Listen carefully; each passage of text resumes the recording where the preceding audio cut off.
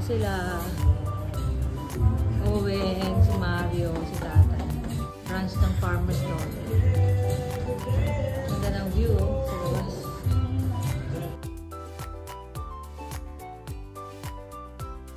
Titikman ko to.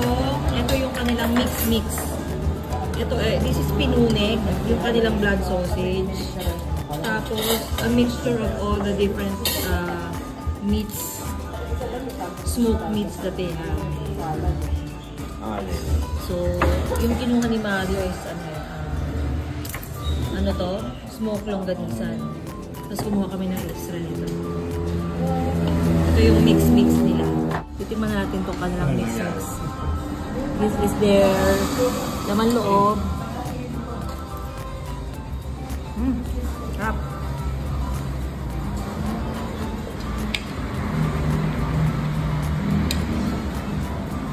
Tapos ito yung kanilang smoked longganisa. Kasama nito yan. Sarap. Sarap ng longganisa. No? Hindi siya yung ano. Farmer's Daughter. Sarap. Matagal ko nang gustong tikman to. Finally, natikman ko na rin. Kain tayo. Pababa na kami ng Baguio. So nakita namin to, may Farmer's Daughter pala dito sa may Marcos Highway. Ito yung view namin. Ayan, ganda oh. Sarap ng hangin. Along the road lang to, ito na yung Marcos Highway.